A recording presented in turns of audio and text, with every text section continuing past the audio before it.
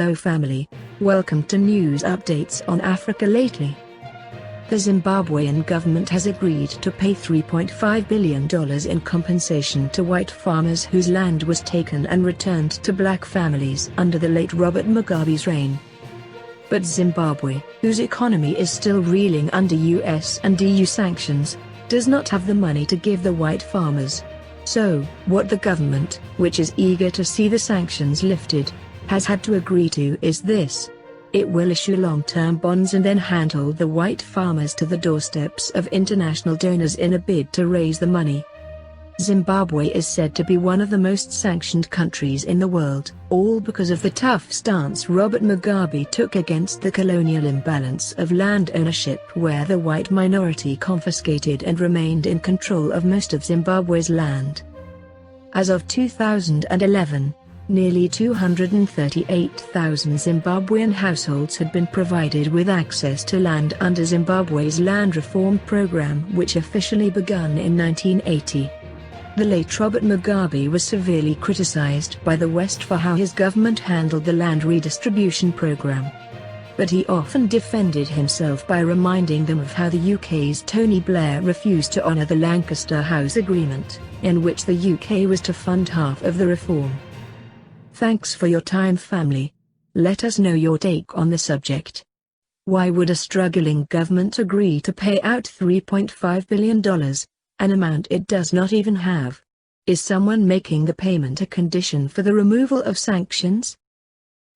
And my father recalled to me, and all of us in the family, over and over again, how our land in Zimbabwe was taken by the British. If you were a veteran of the First World War, or just an adventurous Briton, First or Second World War, you were guaranteed 2,000 hectares of land in Zimbabwe, then Rhodesia, plus any loot from the local people. I repeat, if you were a veteran of the First or Second World War, or just simply an adventurous Briton, you were guaranteed 2,000 hectares of land in Rhodesia, plus any loot from the local people. The British were encouraged to loot from the local people. They even have that law in the books today. It's called the British Loot Law.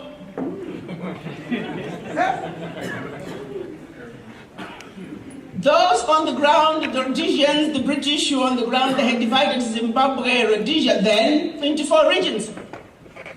The first region was the perfect region for agriculture.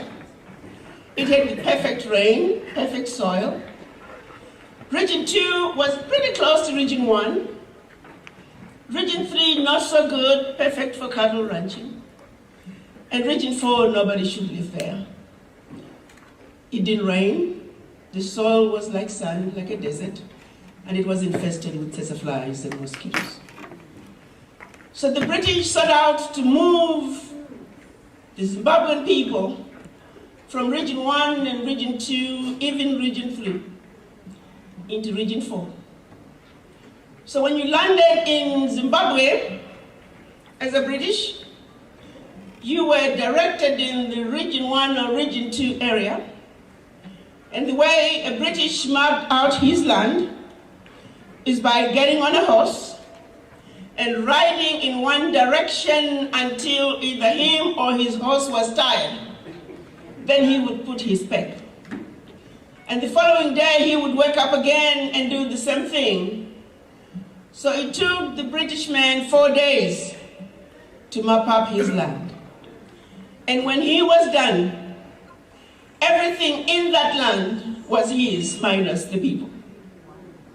They would then go to the villages within that newly acquired land, and they would tell the villagers that in this direction, go past this mountain. In this direction, go past this river, because your land is now mine. And the people left with whatever they could carry. My father was a young boy of about 13 years. You see, we don't quite know exactly what his birthday was, but we do know that he was born in the year of the leaves. And what that year of the leaves, it just so happened that there was a year that was very peculiar in the sense that so many leaves were shedded. And everybody remembers that year of the leaves. And during our history, the year of the leaves was 2019. Not 2019, 1919.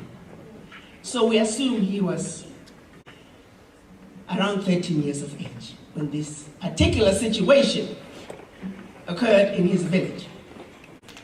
As a young man, he remembers waking up early hours of the morning and there was pandemonium in the village. Everyone was running around the village, scattered around, and there were these men on horses, the men without knees, they called them. You see, when you wear pants, you look like you have no knees.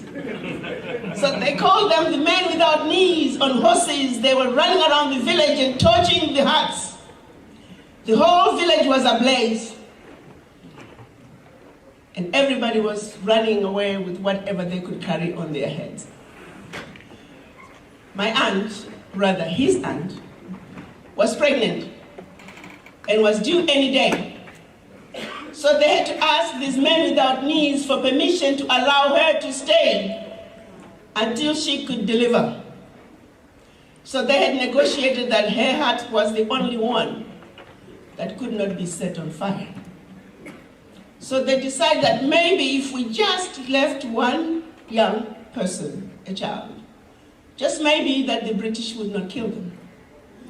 So it was my aunt, his aunt, who was pregnant, a grandmother who was the midwife, her husband, and another sister, and my father, who stayed behind in this village that had been torched up. And they were huddled in this one little hut. And my father recounts the biggest fear that he had every morning was the fear that this white man without knees on a horse would stop by every morning and wanted to know whether or not his aunt had delivered. Sadly for them, it took 3 weeks before she could deliver. And 3 days after she delivered, they were asked to walk. We didn't care where you go, just get away from now my land. And unfortunately for them, no sooner had they landed in what they thought would be their new home, before they could regroup, yet another British came out and mapped out his land. And once again, here they were. So they decided this time, they were just going to go as far away as they can, hoping that no other white men would come and claim their land as theirs. That is the story I grew up being told by my father. And he would always say, where our land originally was, it was now the land that was owned by Oppenheimer of Oppenheimer Funds. And when we would drive past that land, you could drive at 120 kilometers an hour, and you were still on his farm. His farm was larger than the country of Belgium. And my father would always say, someday we will get our land back from these thieves.